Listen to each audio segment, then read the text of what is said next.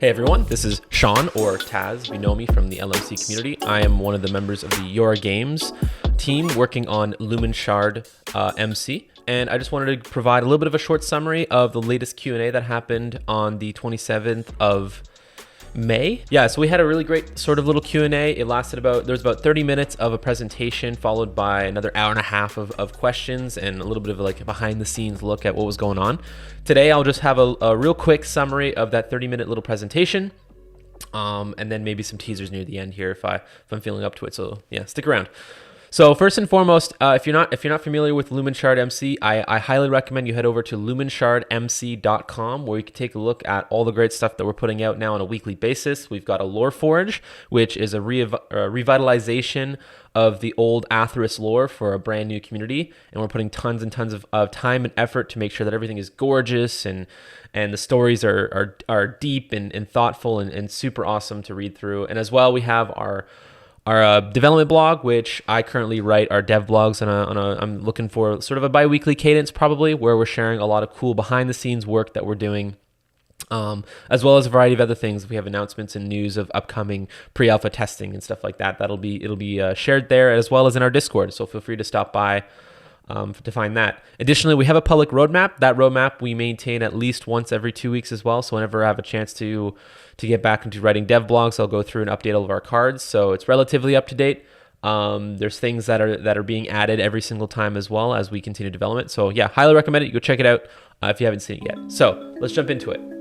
So LumenshardMC. What is Lumenshard? What are we trying to achieve? Lumenshard for us is probably the ultimate MMORPG experience. And I know a lot of other companies out there, a lot of other teams are sharing the same thing, the same type of information. However, we wanted to touch base a little bit about our philosophy and why we think what we're developing will be a little bit new and novel. Obviously, everything that's been done in Minecraft has been done before, and there's there's huge projects out there that we can point to that are incredible. Some of them are led even by ex-Atheros community members, and they're really cool. They're re-envisioning and reimagining what Atheros was possible, what Atheros was able to achieve previously, or borrowing mechanics from other great game companies as well out there for inspiration. And I think that's awesome. The more the merrier. The more we can learn from each other and actually make a splash in the market and see if we can revitalize the RPG, the love for RPGs within the world of Minecraft as sort of a novelty game engine. But first and foremost, I'll talk about the pillars of gameplay. We at Your Games, we've identified and agreed to about 5 core pillars of gameplay. The first and foremost being role play, the ability to tell story, be a part of a story. So the questing, the character traveling through the world and interacting with NPCs, and being able to really be able to live out the storylines that we were crafting for this world. It's important. Community, town building, of course, the original parts that made Atheros so great was the ability to come together as a community, form towns, a part of nations, wage war among one another, etc. That's all going to be in some way, in some parts, still part of the Lumenshard experience. And of course, the survival aspects. I threw in questing again there, and then your imagination. The last iteration of Aeons, we had community members do some really great things. One of them being a boat race that was going through a river valley led by a large group of the community. It's incredible. Here's some footage of that I was able to collect. But otherwise, yeah, next up we got PVE. We want PVE to be significantly more interesting than anything we've ever done before. And so we're putting a lot of time and effort, if you can see on our dev blogs, of creating really interesting creatures and critters that will roam the world, and with a lot of biodiversity to interact with. Our PvP mechanics, this is something we haven't shown anything of yet, and we've been hard at work at designing essentially original hard magic systems. We've been hard at work designing a whole bunch of different mechanics that will work together to create a whole new interesting sort of combat progression and combat balance that'll be really fun. So actually, as of recording this video this morning, our last blockers for Hall of Heroes, which is something we'd teased for a long time, has finally been unblocked. So we're standing up an IP, and our closed alpha testing for Hall of Heroes will begin as of today, which I'm super excited about. So stay tuned as we start to introduce some ways for players to participate. Otherwise, on June 10th of 2023, I will be hosting another Q&A with the combat team in particular, and we will be demoing some of the cool stuff. So if you haven't seen that yet, check in there. And if you're watching this after June 10th, we have released another Devblog that highlights all that cool stuff as well. So feel free to check around to see if you can find that either on our website or probably on YouTube where this is hosted. So yeah, next up, dynamic fights, dedicated spaces for fighting is all still top of mind. We want to keep the stakes really high. We don't want it to be too arcadey. We want the risk to reward ratio to be there. Essentially, one of the key words that I like to throw around is I would like to have some parts of this game feel a little bit more Elden Ringy, where the risks are really high. It's quite brutal, but if you can pull through and you can come out on top, it's gonna feel the most rewarding. So that's something we have top of mind, and we're really putting a lot of time and effort to make sure we get that to happen. Today, I'll be focusing in this little video about exploration. So we'll talk about how our world has evolved, how we're focusing on the content density of the locations that you travel to. No more will be the days where you walk through massive sprawling structures with just literally nothing to do inside of them. They look pretty, I agree, but from a builder's perspective, a builder myself, being a part of the original Gazmo games, Gazmo Network team, and a few of our builders would agree that while building huge builds is cool, when there's nothing to do in them, it's kind of like a novelty, and eventually you get bored of it. So we want to make sure that our content that we're putting out into the world for players to enjoy is super content dense and fun. And because our world is now going to be scaled up so much more than ever before, we need to talk about, a new novel navigation system. At the end of this video, or later on, I'll actually demo something really cool that we actually now have in game and is workable, and we're really proud about what we've done here for custom development. And obviously the system we've developed is ever expandable, so we'll go into that. And then progressions, I'm gonna glaze over this, but player leveling, of course, it's gonna be RPG and MMORPG. We'll have the ability for you to craft your own. We're moving away from a class-based system into basically distinct aspects. So we'll have 9 branches or 9 trees that players will be able to progress through in combat. This is the concept, of course. So I'm going to put a little asterisk here of this is early development. We're exploring this. But yeah, the goal is fully hybrid builds of what you want to become in the world. We're not going to limit you to a specific subclass or a specific discipline. You will be able to ebb and flow your way through your combat and your character progression in a way that really makes you become a novel, standalone, unique character within the world of Lumenshard. And so that'll be super exciting. Civics, everything that's not combat related, we will have some kind of progression system for, because we need it. Crafting system is going to be expanded tenfold.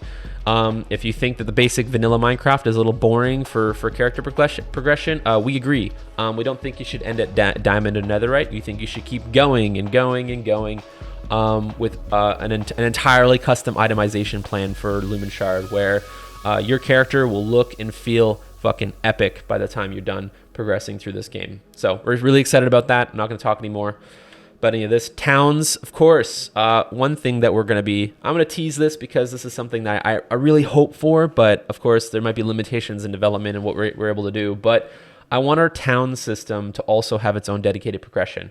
So as players are forming towns and communities and recruiting people, I want the incentive to go beyond just being able to play with your friends and helping out others in the community. If you can maintain a healthy community, I want your town members to maybe unlock liveries. So if you may have seen in our Dev BTS channel, I'll put it on screen here. We've designed shields that have the ability to be customized with art and stuff like that. So the idea is as you progress through your town, maybe you can unlock a town livery that'll unlock banners for your troops, for your players, art for the shields and stuff like that. So when you go into battle, you can show off what nation, what town you're a part of, and we're super excited about that. And then nations will have their own progression system of some sort. So to give purpose for you participating in nation events and stuff like that, we'll have some cool stuff about that in the near future. So next up, we'll talk about the new world formula. So a really important thing that I want to highlight here is that we want to maintain sort of the familiar feel of Atheris and how it was before. However, our world size is going to be significantly larger. We're moving away from the 15K to 12 by 12K, and we're moving into real world size. So 40K by 40,000 kilometers by 20,000 kilometers, for example. So Much bigger.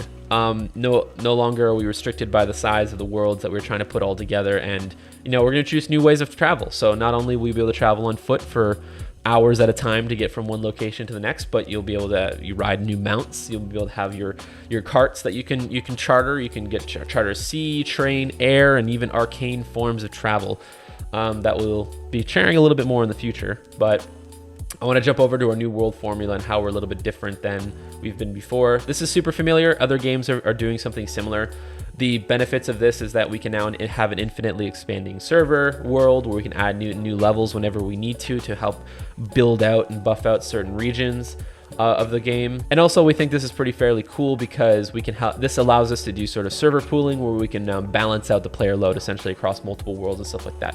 We're not doing sharded. We're not planning to do sharded in which players are divided even in a single region unless we have to, but we're planning on it still being a very seamless, all players in the same location. You see everyone who's nearby at all times and stuff like that. But yeah, from left to right, you'll see the nation of Allure. This is sort of a pixelated map that we had generated for proof of concept for a new world design, new layouts and stuff like that. And then on here, we'll see that there's 4 boxes. These represent regions of gameplay that we want to explore.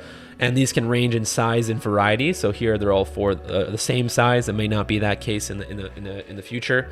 And then you'll see what we have in the center here is an artistic representation of maybe what an in-game UI might look like for that region when you open up a map of the region. And the right-hand side, you can see how all the icons represented on that map will actually be standalone levels. And we'll have a variety of levels that players will be able to explore through. So next up, here's an early sketch of map design we came up with about a year ago at this point. Everything here is placeholder, but you get an idea of the left-hand side. We're planning on having a global map, which will allow you to browse the variety of different regions that are available to you to explore. You can see here that undiscovered regions, undiscovered levels may be represented by question marks, which means you have to still go there to find out more information, or maybe you have to find map pieces or something like that to provide you information about a location before you can even go there.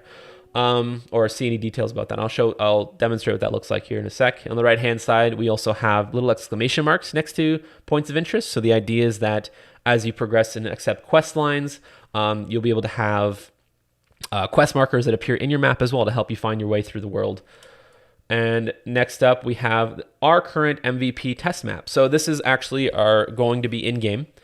This is our first sort of proof of concept where we have a layout. And the point is that you could glance at a map and the map will be accurate to the locations you can go to, the region, the terrain that you'll be traversing, as well as where you can most likely find the paths in and out of regions. So if I'm at ITAD3 at the top left there, I know I have to progress to the east side of this region, essentially to find the path outward that takes me down to IT181. So at a glance, if you're not using a mini-map mod or anything like that, you'll be able to sort of guesstimate kind of what direction you need to go to progress to the next region, so you're not completely lost within the regions that you're in, because the world, like I said, is going to be pretty massive. And then here on the right-hand side, I just wanted to share a little bit of development ID stuff. I'll leave it there for you to glance over. But down below, you'll see our planned level types. We've got more than what's listed here, but I just want to give you examples. We'll have heartlands, towns, districts inside of towns that represent different forms of gameplay. Dungeons and troves, which I don't have listed here, which will exist in different form adventure levels, and we'll also have frontiers, battlefields, etc. So I'll talk a little bit more about what these different regions mean. If you have any questions, feel free to come join us in the Devblog, in the Discord, and we're happy to chat about any of this stuff if you have questions. But I'm going to jump into one of our preliminary adventure levels here. So what you're looking at now is the Remili Estuary and an internal development map of the region that we won't be sharing, likely won't be sharing for future levels, but we felt like this is probably an okay one to share early on because it's going to be a tutorial area and most players will be able to enjoy thoroughly all the content that's here. But yeah, so this is one of 6 types of distinct levels that are going into the first region, Ithra region. Here's a full proof of concept. You can read across the right-hand side all the points of interest that will be existing. And I'm not going to talk too much about this one. You can pause the video if you want to read through, but otherwise, let me zoom in a bit and we continue. So next up, we've got the Remili Estuary now broken down in a different point of view. So here we're planning out how we're going to be subdividing our levels into distinct content zones, where the types of gameplay that you're going to be encountering will start to shift and change a little bit. But this also represents how we're going to be doing character progression through your leveling and combat. So theoretically, if this level progresses you from levels 1 through 5, you can imagine all the combat in region A representing sort of your lower tier, because it's closer to where the players will be entering the level from, and G being probably the higher tier. So as players are progressing through this zone and discovering more content and more creatures and critters to fight, eventually those critters will also naturally start to increase in level. So yes, we are doing an MMORPG, which means that mobs will not just be all flat like they are in base Minecraft. There will be clear RPG and combat progression. And the point is that we want players to be able to have a sense of progress through the world, but also have moments where you can enter a zone and be wholly unprepared and have to return to it at a later date when you're more prepared to take on whatever is in that space. So we want to encourage some replayability in the same zones, and we'll have that reflected. This is something we're taking a lot of care about. So this is early days. Obviously, this is just like a paint sketch on top of a map. What we've got is going to be a little bit more elaborate than this, but we just wanted to show a little quick highlight of what that looks like. Next up, also what we're planning is how we want to have players progress through a zone organically. So what's really important for our team, especially so that the one of our CTO right now is focused wholly on ensuring we have a really organic gameplay feel where players can progress through a world which feels like very naturally.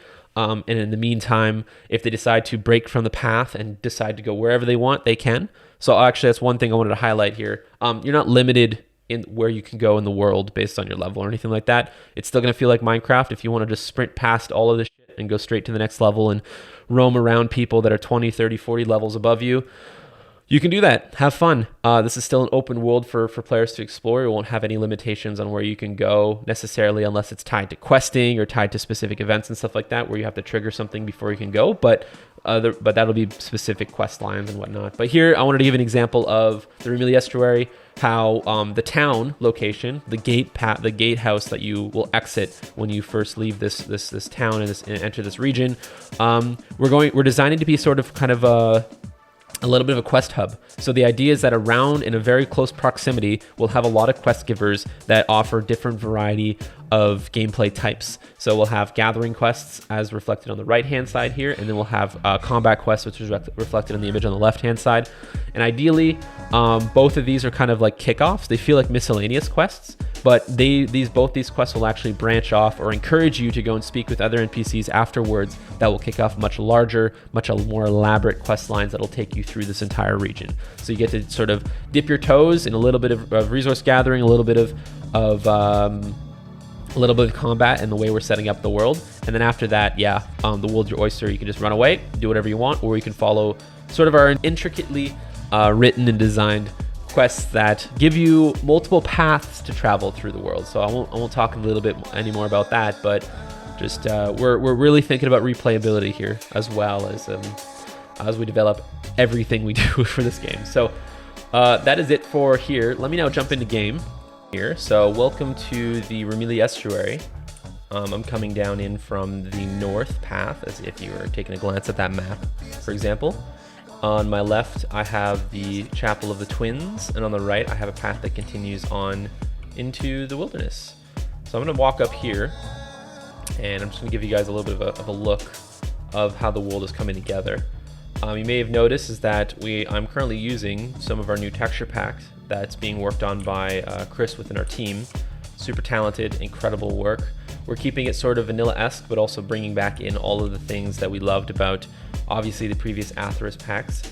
And then one key decision I wanted to highlight here that we've made is we intend to have tons of other content in the world that's going to be pulling in a lot of resources from a player's device, essentially. So we've opted to reduce the pixel density. So you'll notice that our texture pack has gone down back to 16-bit. But what we've done in order to make sure we're keeping a pretty awesome experience is that every single natural block you see on screen right now comes with up to 8 different texture variants. So even though we've decreased the pixel density, we've kept up the diversity of textures that you have in the world, so it doesn't look like you're looking at a repeating texture over and over and over again. And so I've entered the Remili Estuary right here, and I'm just gonna go walk around a little bit. One thing I wanted to highlight as well, this texture pack is not final, but we've started to experiment with the introduction of new blocks into the game. So inspired by some of the other big competitors in the market, and also the need for us to be able to give some diversity between the nations, if anything else. We wanted to make sure that each nation had its own block palette that was unique to it and nothing else. So as I make my way through the estuary here, which you may have seen now in a bunch of screenshots we've been sharing, and if you haven't, feel free to hop over to our Discord, check out our Dev BTS channel, and you can see all the behind the scenes cool stuff that we're sharing. But here you'll see now, I'm going to zoom in. There's a new block here. It's a little hard to see, I guess, with the reflection of the current daytime.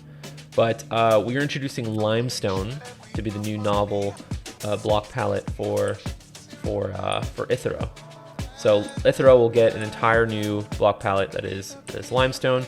It will make it'll make an appearance in all of the world gen that we do for any resource gathering areas. So as you are building out your town in Ithero, in Ithero Heartland, and you are mining below the ground, you will find limestone not being just veins, but a predominant layer of terrain that you'll be cutting through moving forward. So basically it's the equivalent to stone in this world. Allure and other countries, nations and stuff will also have their own unique blocks. So now there's a reason for import-export. If people in Allure want some limestone for their builds, they'll have to buy it from merchants and players in Ithero and vice versa. So giving a little bit of extra gameplay loops there potentially for players to enjoy. So why are we here? Well, I wanted to show off the Ithero Estuary a little bit, but more importantly, I want to show off the new map and travel system. So when players are in game, they'll be able to open up their inventories and access a button, and that button will allow you to access a whole bunch of other menus and stuff like that. One of them being our map and travel system. So this is temporary codes here, but I'll just right click here, and you'll see in game I now have a new UI. This UI is pretty reminiscent to the one we were demonstrating. Obviously the art is not final, and we got to work on getting some other buttons here, but I just wanted to show you how things work. So any tile on the map that doesn't have any interaction with the player, we don't have any tooltips, so you don't have to be distracted by anything here. But any of the actual points of interest, if I mouse over, you'll get an elaborate little tooltip. These are powered by configs. These will also be dynamic depending on how things ebb and flow and change within the world. So this is really cool. We got the Ithero Heartland. This is where players can go where it's very safe. It's home to the residents of Ithero, which means you can go here and this is where you'll be able to establish your homesteads in your towns and a safe place to settle your heads at night when you're done traveling and adventuring throughout the day. Attached directly to it, you'll see by this path, we have Remiliciggio. This is our first new town we're introducing to the nation of Ithero. This is a fully established, I would say a large city. It comes with multiple districts. You can see in the description here. Each district will represent different forms of gameplay within the world of Lumenshard. So the port district being where you can access fast travel. It's also going to double up as our mercantile district. So this is where you'll be able to do a lot of your shopping. There'll be 5 or more different shopkeeps there with a variety of different resources and gameplay loops tied to them. The guild district is where you'll go and be able to access guilds. This is where a lot of the questing can happen. This is where your progression can happen as an independent player for a variety of different reasons. You know, the hunting guild, the mages guild, and stuff like that. Names pending, of course, but this is where you'll be able to go to do a lot of that. And then there's a governing district. So if ever there's a moment where you have to interact directly with the nation of Ithero, we won't spoil anything at this point, but the governing district will be where you want to go to meet with the discerning bureaucrats and politicians that run the local government or are looking out for the interests of the broader nation as a whole. So some cool stuff coming on down that path. And then next up, you'll have the Remili Estuary, which I am currently standing. And then here you'll be able to see that the requirement level has changed a little bit. I can only access this location currently by foot. Actually, I wanted to highlight too, on the map, what we're going to try to do is to make sure that all the points of interest that have other forms of fast travel, that is visually represented on the map in a cool, creative way. So here we have sort of a C dotted line that pulls out from Remiliciggio, because here we have a port district, so you'll be able to fast travel by ship.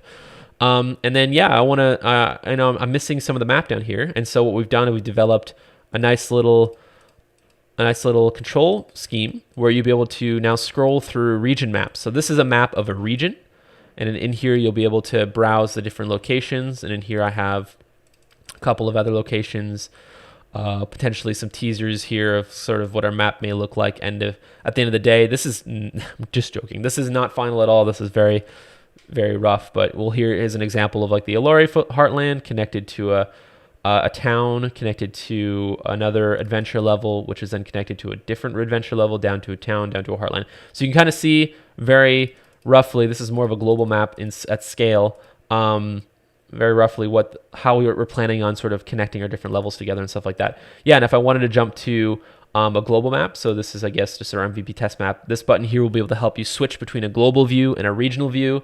Pressing on this recenter button will try to recenter you on the adventure level that you are in currently. So if I was inside the Estuary grasslands, for example, and I clicked recenter, it would try to move this to the center of my screen, so it's always easy to recenter to you where you are in the world and you don't get too lost if it gets too big. And then when I'm done, I can just hit the close button and I get all my shit back and I'm good to go. I'm back in the world of Lumenshard.